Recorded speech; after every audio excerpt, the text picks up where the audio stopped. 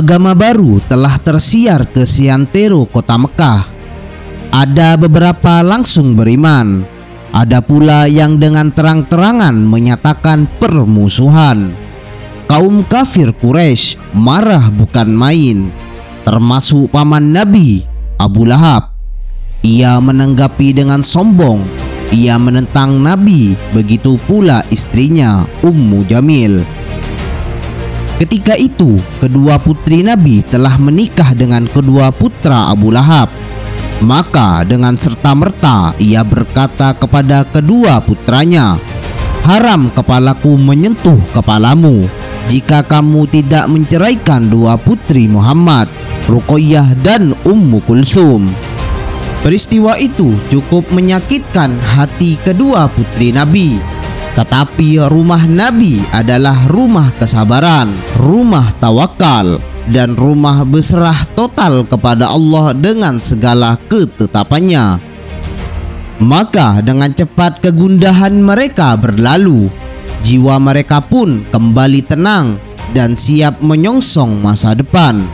Utsman bin Affan akhirnya datang menikahi Ruqayyah. Sepasang suami istri ini harus bersabar menghadapi tekanan dan permusuhan kaum Quraisy.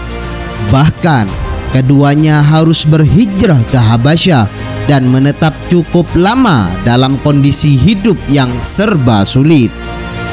Di negeri asing itu lahirlah putra pertama mereka, Abdullah bin Utsman. Tetapi malang pada usia 6 tahun. Saat berjalan bersama kawan-kawannya, Abdullah dicakar seekor ayam jantan. Mukanya robek, lukanya dalam.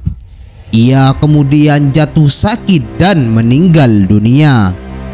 Akhirnya Ruqayyah bersama suaminya kembali ke Mekah untuk selanjutnya hijrah ke Madinah.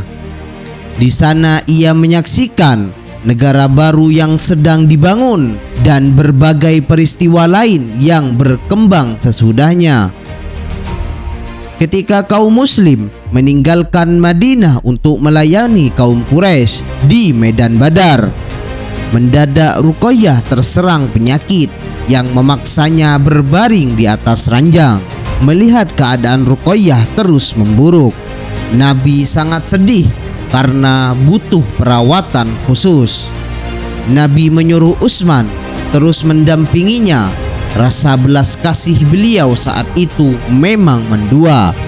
Pertama kepada putrinya Ruqayyah yang keadaannya semakin memburuk. Kedua kepada kaum muslim yang tengah terjun dalam pertempuran tidak imbang dengan kaum Quraisy di Badar. Keadaan Ruqayyah semakin kritis ketika ruhnya yang suci dicabut Tuhan dalam pelukan suaminya, Utsman bin Affan. Seorang berteriak lantang di jalan, mengumumkan berita gembira atas kemenangan kaum muslim di Badar. Belum komplit keadaan Nabi atas kemenangan pasukan muslim dalam perang Badar tersebut. Beliau harus pula menyampaikan bela sungkawa kepada menantunya, Utsman bin Affan, dan ikut berduka atas meninggalnya istri yang sangat dicintainya, meski tak ikut dalam pertempuran oleh Nabi. Utsman juga diberi bagian harta ghanimah, sebab bukan karena disengaja ia tidak ikut berperang. Madinah diliputi kesibukan mengurusi tawanan perang, harta ghanimah, dan perolehan lain dari medan pertempuran. Ada juga yang menghabiskan waktunya untuk istirahat melepas kelelahan yang cukup panjang. Sementara itu Utsman duduk termenung, larut dalam kenangan manis getirnya masa lalu bersama istrinya Ruqayyah. Ini berlangsung lama.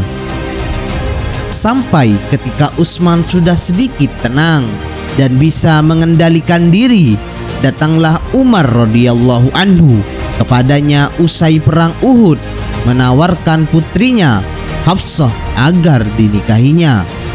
Tetapi tawaran itu ditolak. Utsman berusaha menghindar dan mengatakan bahwa dirinya belum memikirkan pernikahan.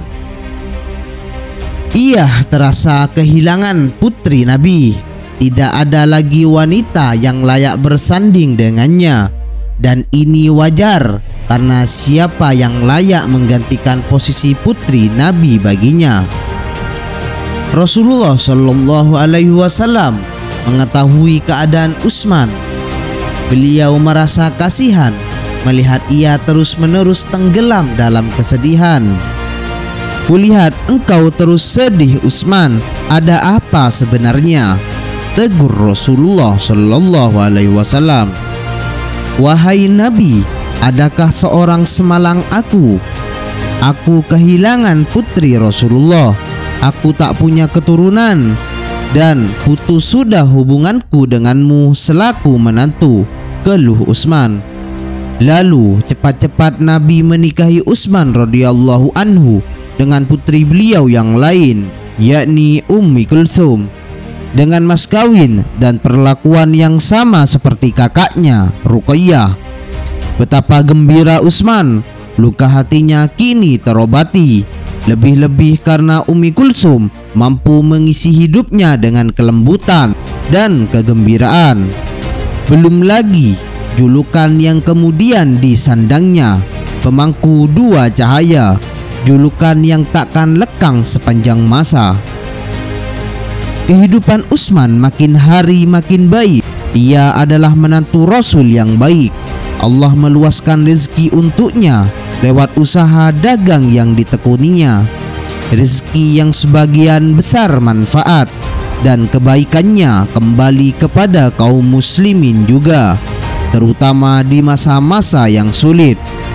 Utsman seorang dermawan.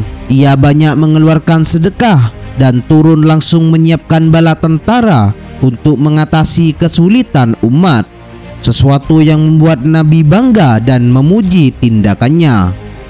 Tidak akan menyulitkan Utsman setelah ini apa yang dikerjakannya hari ini, tetapi hidup damai bersama putri Nabi itu juga tak berlangsung lama.